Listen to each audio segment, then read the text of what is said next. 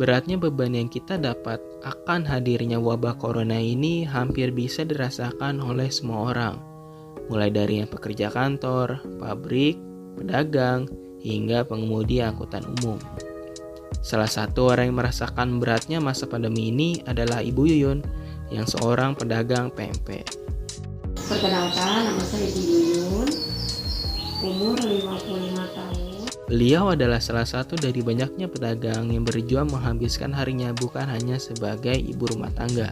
Walaupun sudah berumur 55 tahun, namun beliau tetap semangat berjualan agar membantu perekonomian keluarganya. Ibu Yuyun merupakan ibu parubaya yang bermukim di Jalan Cibodas 3, Kecamatan Karawaci, Kelurahan Karawaci Baru, Kota Tangerang. Saya karyawan swasta di Jakarta, sekaligus saya berjualan empek-empek. Namun hanya mengandalkan upah pokok dari perusahaan yang ia naungi ternyata belum cukup untuk membantunya memenuhi kebutuhan keluarga beliau. Saya berjualan pempek sejak ada COVID. Ibu Yuyun biasanya bersiap membuat pempek untuk dijual ketika rekan-rekan dari tempat ia bekerja memesan pempek buatannya.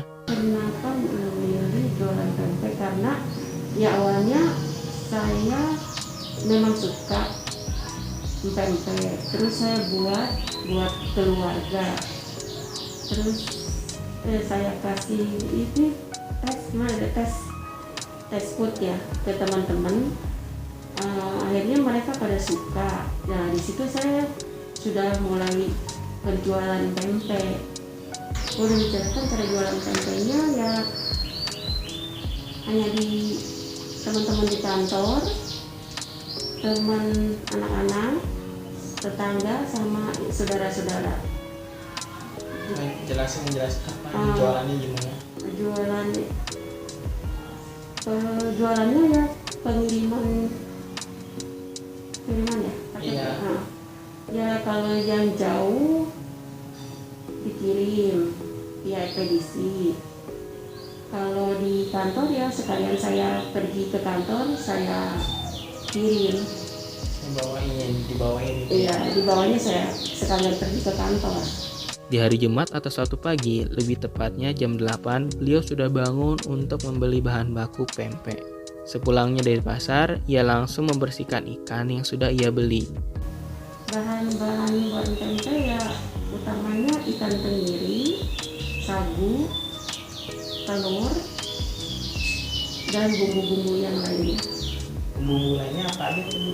Bawang putih, ya garam, ya penyedap.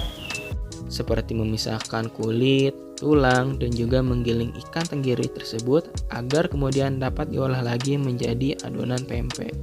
Kesulitan buat pempek kalau mendapatkan ikan yang kurang bagus. Jadi kalau ikan yang kurang bagus itu tidak bisa diuleni. Kalau ikan yang kurang bagus, pas di blendernya itu, dihaluskannya itu, biar tidak lengket. Kalau ikannya bagus, gimana? Kalau ikannya yang bagus itu, ya lengket, ya kita bisa dibentuk. Jadi kalau ikannya nggak bagus, nggak ada adonan pempeknya nggak jadi. Nggak bisa dibentuk.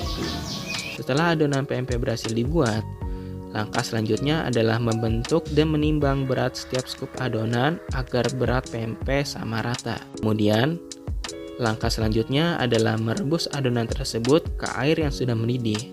Jika adonan pempek sudah mengapung, itu berarti pempek tersebut sudah matang. Dan langkah terakhir adalah mendiamkan pempek tersebut di temperatur ruangan agar dingin. Setelah itu, pempek tersebut akan dikemas ke dalam box dan akhirnya siap untuk dijual. Ya, pesan untuk pedagang ya harus tetap semangat walaupun pembelinya sedikit. Ya harus bersabar. Rezeki semua Allah yang atur. Tetap semangat.